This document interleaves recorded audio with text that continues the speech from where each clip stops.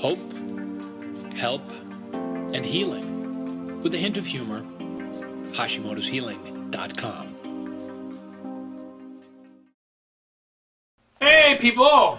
I'm Mark Ryan, as you know, licensed acupuncturist and herbalist from Hashimoto'sHealing.com. And welcome to Module 3 of 4 Weeks to Healing, Designing Your Hashimoto's Lifestyle. Whoa! Have we covered a ton of stuff so far? Let's review a little bit. In Module 1, we really got a chance to see how complex all of this is. And this last few weeks, I've had the pleasure of speaking with many of you. We've gone over the forms that you filled out. And I think you're getting a sense of how this is so much more than just a thyroid problem. Right? It's also much more than just an autoimmune problem. It's really an all-over-your-body problem. And it reaches into all these different aspects of our being, into our brain, into our personalities, into our emotions, everything. I think as we've also seen, it affects all these different systems of the body.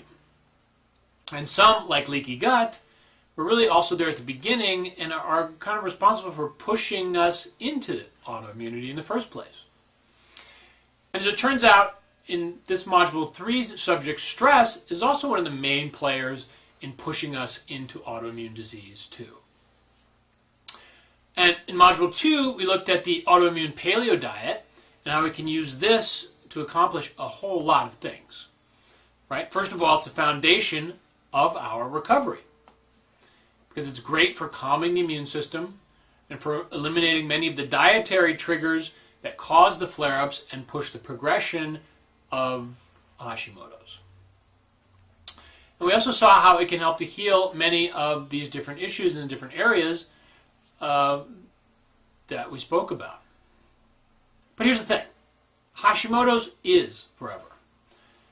And it's happy to just kind of hang out there and wait until you slip up, and then it will make you pay.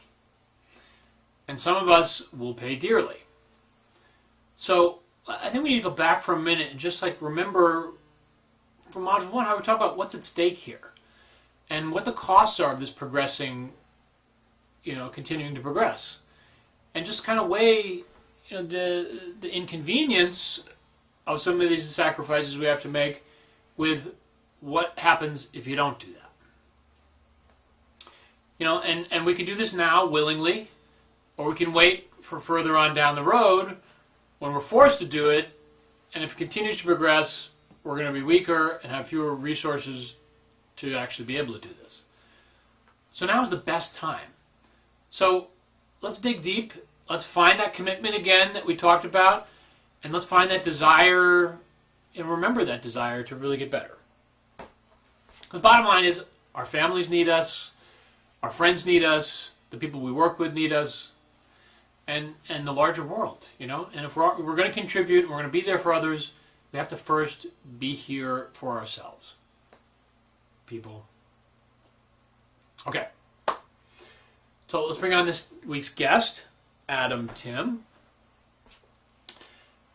And we're going to take a look at what we can do about this and what steps we can take and what practices we can do. So, Adam, welcome. Thank you so much. It's wonderful to be here. And Mark, I just want to acknowledge you for all the great work that you're doing for healing Hashimoto's. And we looked at the posts on the Facebook group about what is stressing you out. Can you share a couple of those things? Yeah, it was amazing. We did, just out of curiosity, I posted, because I always like to see, that's a great thing about having Facebook, I can just post questions to the group and just ask them about their experience with things. And there was a just huge response. I think we had over 7,000 people saw it. I had almost 100 responses, and people just told us about how stress impacts their life. And you can see over and over and over again what a huge impact it has, and really what a big trigger it is. Stress is something that just fires up autoimmunity. Just like the dietary triggers of gluten and dairy, some of the things we talked about last week, stress is one of these other things that just throws people out of whack, and you're done for days if it's a major stressful event. The number of people were describing how they just wiped them out. One woman talked about how she went to lunch and had something some sort of interaction that was really stressful, and she came back and she was just wiped out for the rest of the day. So again, it just shows you it's so important. I suggest you guys go to Facebook and check out that post and just really see. I'm sure you'll totally identify with it, because it's like, this is how it impacts us. It's really, really a big deal.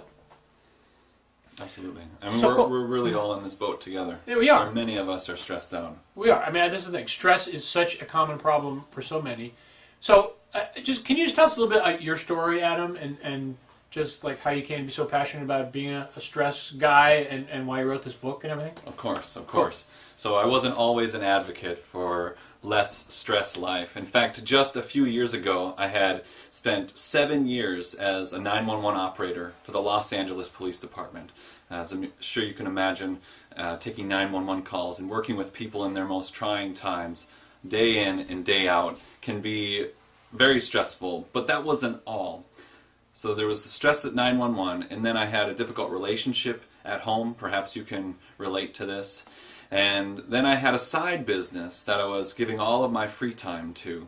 And so I had stress at 911. I had stress at the relationship at home. And then I had stress in my hobby, in my free time. So it was work, work, work. So I would work at work, then I would go home and work on the relationship, and I would go home and then work on the side business, and I was completely out of balance. And I was really feeling the effects of chronic stress. I had daily tension headaches, regular bouts of acid indigestion, and threatening ulcers. I had feelings of regular anger and frustration, and I was a hardcore road rager. And so I was out there showing others that I was so stressed out by having a bad attitude, and it felt like there was really no way out. It was almost like my life was a prison. But then, luckily, I found the practice of meditation. I took a meditation class. And meditation, for those of you who haven't experienced it or have a certain idea of what meditation is really just about creating space for us to sit and be still, to sit and breathe for some point in time each day, so 10 or 15 minutes. And this is what I began doing. In just 6 weeks of sitting still for 10 or 15 minutes each day, I started to see how I was holding on to things from the past, outmoded ideas like the relationship, and ideas that were holding me in the side business that I had been volunteering for 3 years. And I found the courage to let go of the things that were no longer serving me. And in time, in about 6 weeks of daily practice, my true life began to emerge from the stillness. And inspired by this, I started a meditation group at the 911 Dispatch Center, helping all of my coworkers to live a life outside of their chronic stress. And then I was inspired to write my book, which became a bestseller last year. And the book is called Stress is Optional: How to Kick the Habit. And I think if you're in this program, you're getting a copy. Is that right? That's very true. We're going to get a free copy of that book. It's in the Module 3 area. You can just download it. It's got awesome exercise and stuff. We're going to talk more about it later. Awesome. So today, I'm really excited to be here with you to share with you the awareness. First of all, awareness is so key, because if we're not aware of the things that we're doing each day that are causing us stress, we can't actually do anything. So with awareness, we're going to talk about the 5 mistakes that you're making each day that cause you more stress. And then there's action. I'm going to encourage you to take action, and I'm going to give you the 3 secrets that you can begin using today to decrease your stress levels. So I mean, just let me interject for a second. Please. So really, one of the things that it seems to me that this is about is really like we have these opportunities every day, and a lot of us, I mean, this is what I got out of talking to you and preparing for this, a lot of us have these opportunities in front of us, and we're missing them. Yeah. So this is like really a chance to like take inventory of when you have those opportunities, first of all, seeing where they are, and really utilize them in a positive way. Yeah. To help, again, our key here is putting stuff into our relaxation account.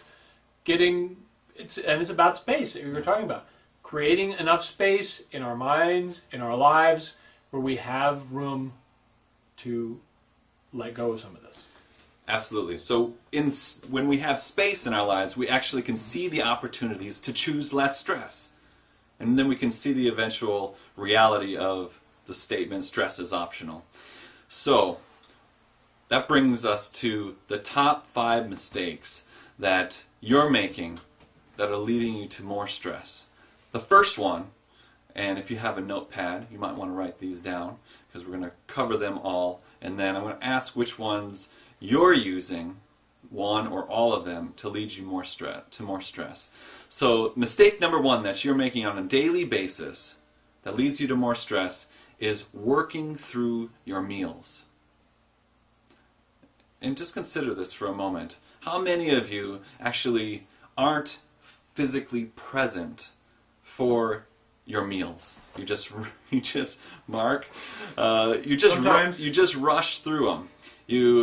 Maybe you're reading a magazine, or maybe you're actually physically working at your desk. Instead, what we can do is take these moments to again create space, mindfully eat our food, and chew each bite slowly.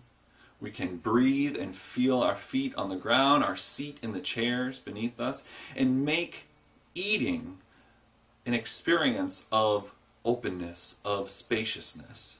So that's number 1. Are you using it, or are you making this mistake? Now, mistake number 2 is venting and complaining. Many of us have a practice. I know that I was guilty of this, really, for years. And especially at 911, there's a culture of doing this, of when there's not calls coming in, sitting around and complaining about the last call, complaining how management doesn't care about us. So what happens when we use any space that is available to us to simply vent and complain, we create more stress. There's that saying that says, what you focus on expands. So what do you think happens when all you focus on is how this sucks? And you can feel that in your body. You're like, gosh, this is really, really hard. And it may be hard. Can I just interject too? Absolutely. I think this is one of the reasons why I really try to make the Facebook support group and some of the other stuff I do like really focused on the positive. Because so often in some of the other online groups and I think some just the general tendency is for us to get overwhelmed by all this and feel, it sucks, sure, but like if that's all we're thinking about, we're not allowing the space for all the other stuff. Absolutely. Absolutely. So that's number 2, using your time to vent and complain instead of actually just thinking about the things that are positive in your life, that you're grateful for. A great exercise that I use with my clients is creating a gratitude journal, or just making a list each day of the 10 things that you're most grateful for. Because when we focus on gratitude, we actually begin to see the world through this lens of positivity, as opposed to the lens of lack and limitation, which is what actually happens to the body and mind conditioned by the stress hormones that Mark was talking about. We actually see the world through a defensive, rigid posture, and that's how the body is affected by the stress hormones. Hey, something else too? Yeah. Just let me interject. That sometimes, when you're replaying this stuff and you do all these stressful events and you're thinking about that, your body doesn't really know the difference. So you're experiencing all that stress again from that venting, complaining place of you're essentially reliving all those stressful events. So you're kind of doing it all over again to yourself. Mm-hmm. Absolutely. So that brings us to secret number 3. This is a huge one, and it's very related to the other ones. Doing too many things at once. We pride ourselves on being great multitaskers. We'll drive in the car and we'll be on our Facebook and we'll be on our phone. We'll be yelling at the kids in the back seat all at once. All at once. But what happens when our attention span is spread so thin, we unconsciously tense up our shoulders. We feel like we're running ragged. We stop breathing. We're like taking little shallow breaths, instead of actually being physically present to the task at hand. And what do you think happens to the quality of your work when you're focused on so many things at once? You can't actually focus on the details, and we're kind of just skimming through life. Perhaps you're guilty of this. I know that I was in my most stressful states, just looking for the next thing, because we actually hope that the next thing that's just on the horizon is going to save us from the stress that we're feeling now. But the only thing that can save us is actually present moment awareness. And we're going to experience that in just a little bit. So that's number 3. Number 4 That was awesome. is not asking for help. Now take a moment to just consider, how often are you actually asking your loved ones or asking the people, the special people in your life, if they can help you out when you most need it? I want to share with you a little story of a client that I work with who, she was in my meditation sessions at the 911 dispatch center. So she was also a 911 operator. And so she's giving her life for the health and safety of others at work. And then when she went home, she was taking on all of the duties at home, cooking, cleaning for her 3 kids and her husband, doing everything for everybody else until she got sick. And for 2 weeks, she actually couldn't do anything. And so she had to say to her family, please, I need your help. And her 3 kids and her husband picked up their share of the responsibilities, and she was able to get well as a result of not having so many responsibilities. In fact, this happens a lot. When we continue to draw from our account and the debits are piling up, something eventually happens that takes us out. We manifest an illness, we get in an accident, something traumatic happens because our body is saying it's time to take action, to do something else. And so with Sarah, my client, that something else was appealing to her family to say, hey, help me out here. And what happened was really great, because when she got better and she went back to work, everyone kept those responsibilities. So her kids continued to do what they were assigned to do. Her husband kept stepping up. And as a result, she felt less stressed at work, less stress at home. And then there was the fact that there's more love and support in the family. So not asking for help is a huge thing that causes more stress in our life. That's number 4. Number 5, also huge, is denying that there's even a problem. And you think about this, the effects of stress, the symptoms of stress, the tension, the anger, the frustration, the shortness of temper, the physical ailments that come from being stressed out, these are telling us something. But so often we just want to disconnect. Maybe we sit on the couch and just watch TV. Maybe we just avoid it. Maybe we deny completely that we have to make a change. And in this denial, we actually take ourselves out by not being able to take action. But when there's awareness, when we tune ourselves to what's happening, and then use that awareness to take action, that's a place of power instead of a place of powerlessness or being out of control, which so often happens when we're stressed out. Oh man, those are awesome list of 5 things. I think there's one other thing I was thinking about as you were talking, Adam. I think something else to add with Hashimoto's is that we also really need to be aware of our limitations. You know, I think often learning the judicious application of no, in air quotes, you know, sometimes you have to say no to the kids. You have to. Sometimes you got to say no to your spouse. Sometimes you got to say no to bosses, no to situations. You know, say no to the guilt that says you have to say yes to everything. It's okay. You know, I think that impulse that like gets us to push ourselves too much, where we keep going and don't get enough sleep, is something we can't do. We can't afford to do. All right, cool. So the next thing we're going to do, Adam, is we've identified all these problem issues, and now we're going to look at 3 things that we can really do in a positive way. Absolutely.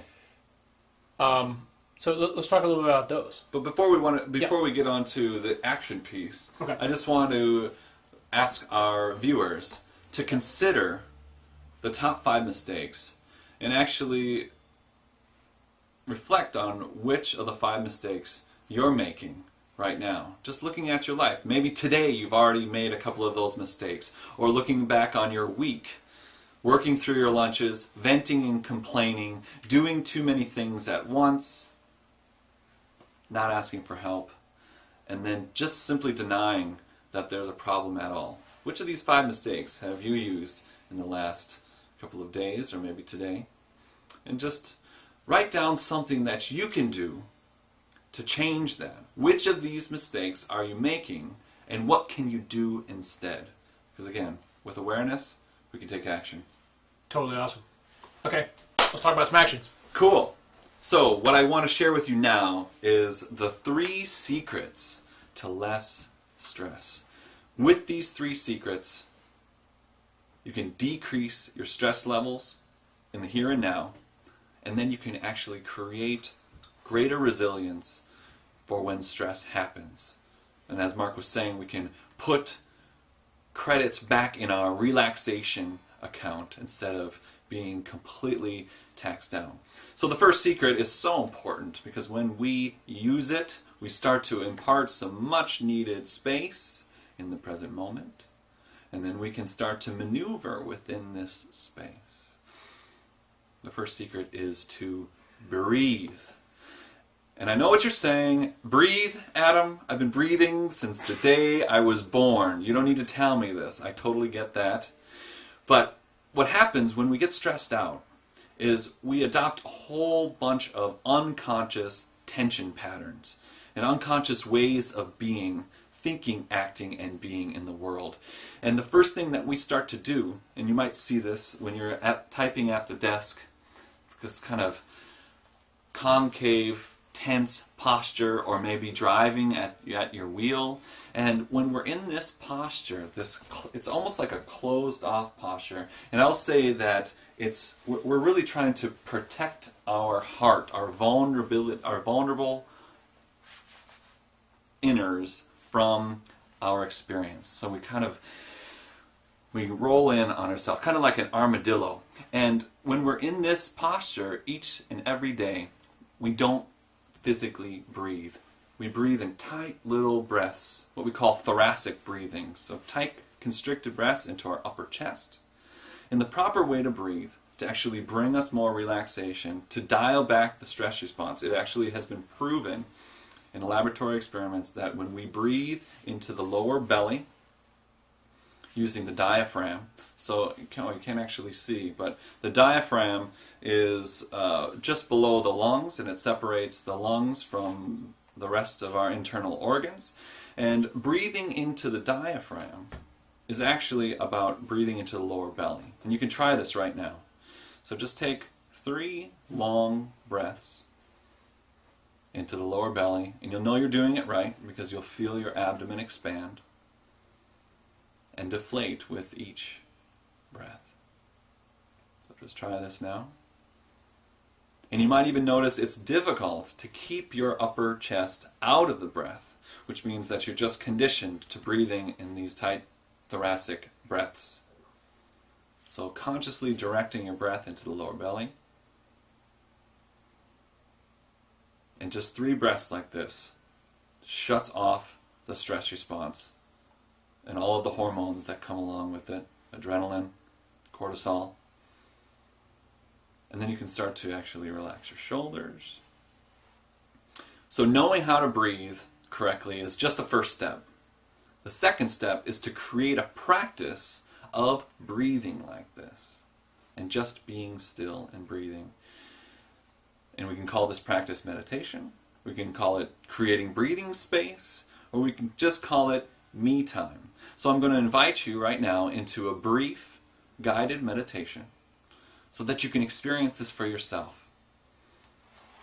Okay, I want to do this too. Awesome. So starting out, just where you're sitting right now, I would encourage you to put everything aside, if you have anything on your lap, anything in front of you, and uncross your legs, so put your feet firmly planted on the ground. And square up in your chair, so you want to be in an upright and aligned posture. Hands are about mid-thigh, palms down. And So we start with our posture each and every time we sit, making sure that it is relaxed, upright, and aligned. And there's a relaxation to the upper body. So the arms are allowed to hang loosely at your sides. Shoulders are allowed to relax. Relax the neck, relax the jaw. Allow the jaw just to hang loosely. And rest your tongue on the roof of your mouth, just behind your teeth. And I encourage you to close your eyes gently and relax the area around your eyes.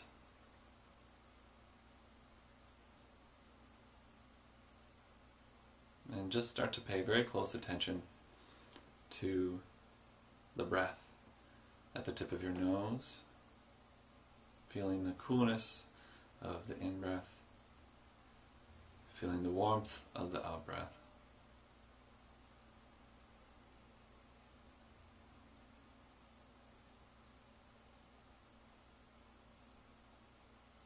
And you might notice a slight sinking sensation as you just allow yourself to be here.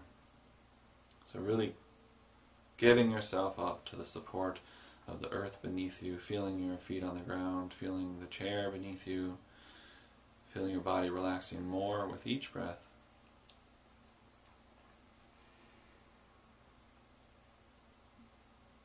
And you might not start to notice thoughts,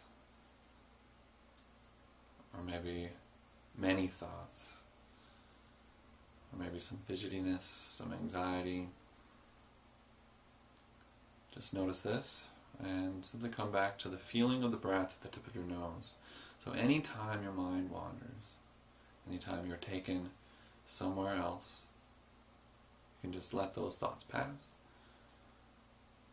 or fade off into the distance and come back, returning your attention gently to the breath right there at the tip of your nose.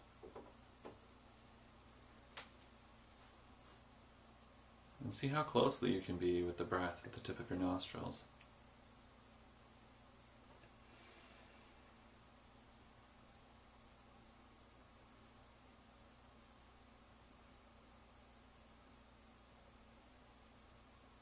And you can even scan your body to notice any areas of tension that you might be aware of in your shoulders, in your wrists, your hands, your feet. And once you find an area of tension, on the next out breath, see if you can completely relax it and let it go. So using the breath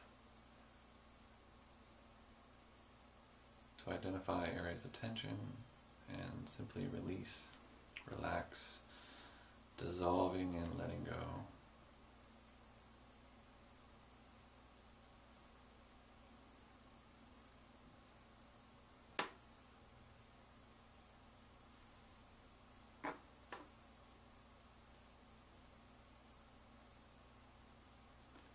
See the mind begin to settle out, the thoughts subside, and as there becomes more pronounced space between thoughts, just see if you can rest in this space between thoughts.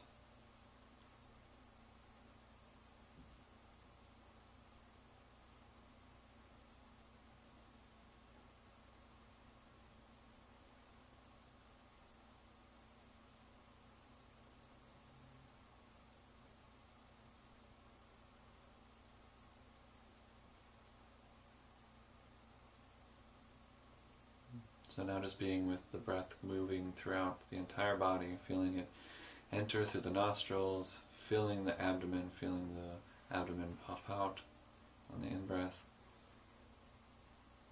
and deflate, and the warmth of the out-breath at the tip of the nostrils. So there's this gentle flow of the breath throughout the whole body. See if you can be with that.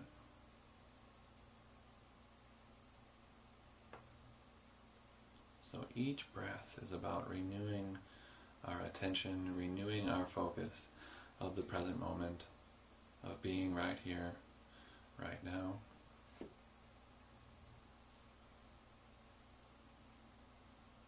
And just letting go.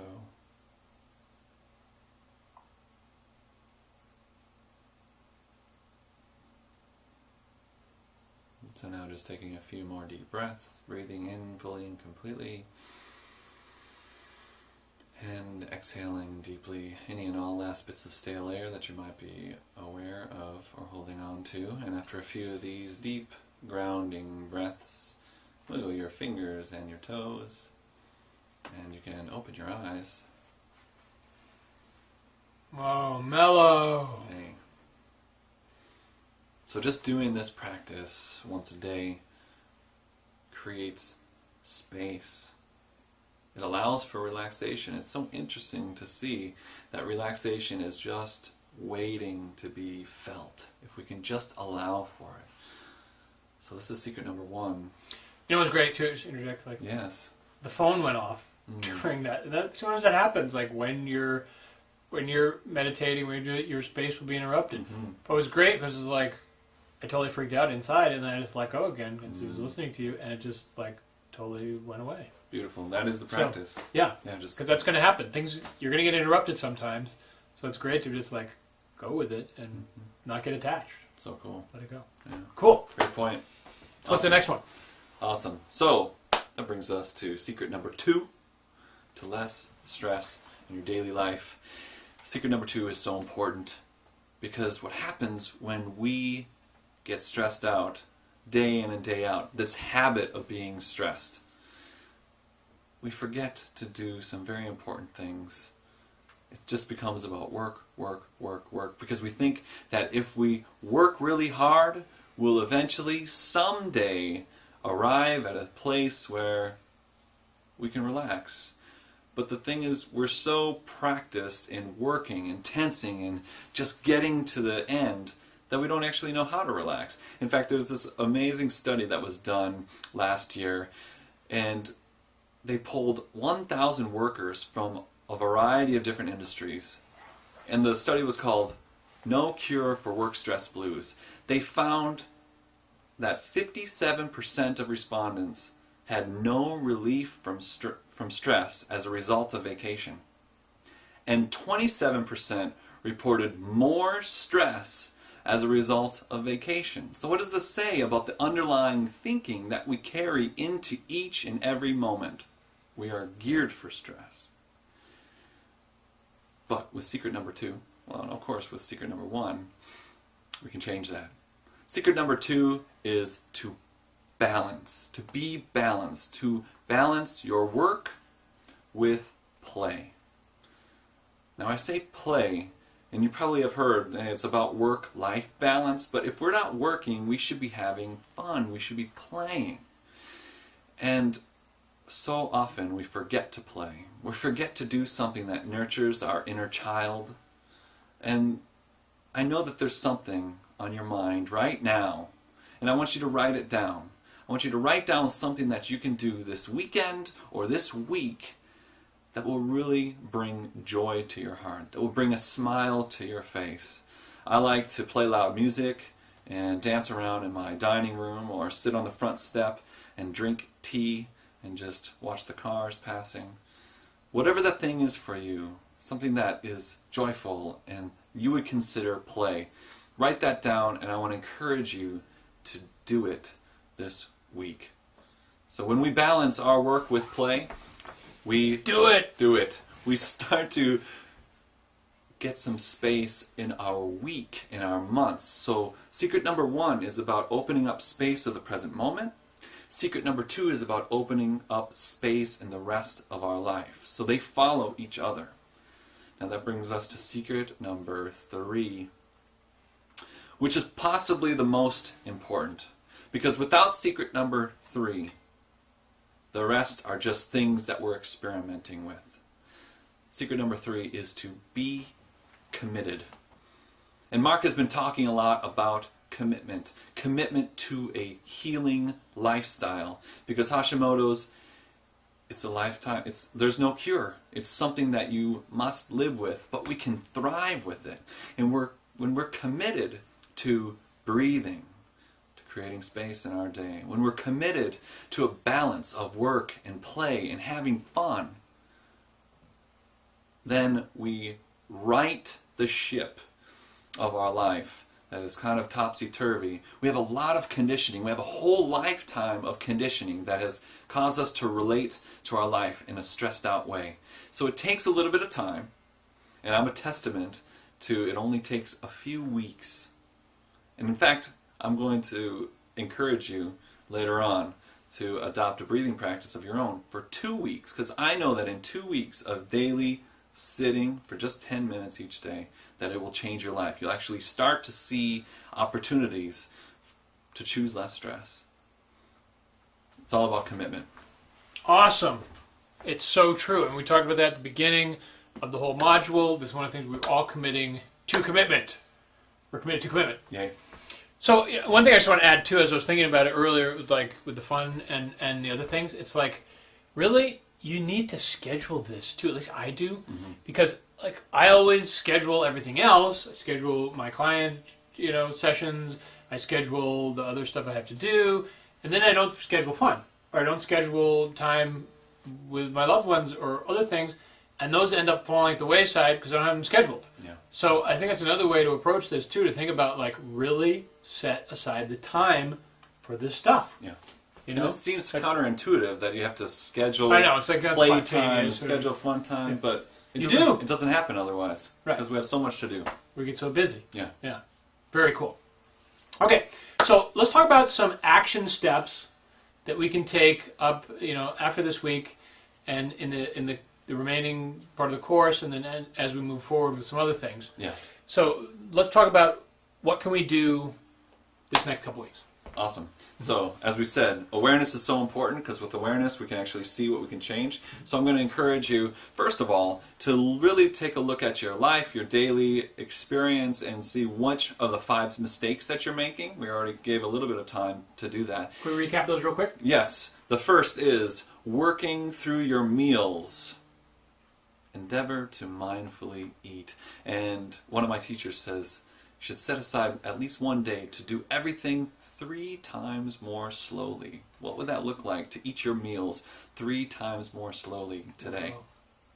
Number 2 is, what was number 2? Venting. Yes. Venting complaining. and complaining. What you focus on expands. Start a gratitude journal. Sit outside and just gaze in wonderment at the sunshine. If you're living in Southern California, or even if you're in the winter now, that cold is beautiful. So look at nature in a new way. Focus on the positivity. Number 3 is doing too many things at once. I know you pride yourself as a multitasker, but what if you were to just focus on one thing at a time? Mistake number 4 was not asking for help. This is clear to see that we need help at times. 5 is denying that there's a problem at all. Obviously, we know that when we're denying there's a problem, there's nothing that we can do about it. That's action item number 1. Action item, or action step number 2 for you. I want to encourage you to find 5, just 5 to 10 minutes. So 5 minutes if it's impossible to find any time in your day. 5 minutes of just sitting and breathing like we did, watching the breath right there at the tip of your nose, and just allowing thoughts to come and go, any sensations. I know that when you sit down for the first couple of times, you will think of all of the things that you forgot to do, and you'll want to get up, interrupt your time, and do them. Don't do it. Just sit there, set a timer for 5 minutes, and know that for that 5 minutes you don't have to do anything except sit there and breathe. And flex up to 10 minutes if you can make the time. If you do this practice for just 2 weeks, it will change your life. So that's action item number 2. And action item number 3 is to craft a vision for the next 6 months. So where do you want to be when it comes to your stress levels in 6 months? And we've actually included a couple of worksheets here. So there's the 3 secrets worksheet and then the 6-month vision worksheet. You'll see them in the Module 3 workbook. And so I encourage you to print out the 6-month vision worksheet and just allow your imagination to run wild. So it's 6 months from now, and you've increased the awareness of the things that you're doing that are causing you stress. You've implemented the 3 secrets, and now you're arriving at a much more open, expansive, and joyful experience of your day. What does that look like? And get into as much detail as possible. Awesome stuff. Man, this is great. There's a lot of, it's simple stuff, but it's, sometimes the simplest things are the most profound. Yeah. And you can really do so much with them. So, let's, again, quick recap. We want to have our awareness of all these things. Adam recapped those 5 things. We're going to take these action steps that we said, and again, they'll be in the workbook, and they'll be part of the transcript, plotted to transcript, and commitment, people. Commitment. Okay, so that's your homework. Start some kind of sitting practice. If it's only 5 minutes. 5 minutes. Sometimes it seems like an eternity, that 5 minutes. I try to do that every morning, too. Like, I have the same thing. Like, I got to do this, I got to do that. No, just be quiet. In 5 minutes, I can handle 5 minutes. And to be honest with you, it's kind of slipped a little bit during this program because I've been working a lot, and all the things I have to do, and all the people I got to talk to, and all that stuff. So it's a great reminder of me too, and I'm going to do it this next 2 weeks with you guys. And again, remember, this practice is really about refilling your relaxation account, so you have money in the bank when stress comes. These are your reserves. This is your firewall, your insurance, your stress retirement fund. Okay, so let's make a promise to each other. The next 2 weeks, final 2 weeks of this program, do this sitting practice. And let's set this healing intention. That's what Adam's talking about. A healing intention for the next 6 months. Really, I want to have this stress-free life in 6 months. Like, I really want that. Like, that's my number one objective. So let's set that, because what we put out there, we can manifest.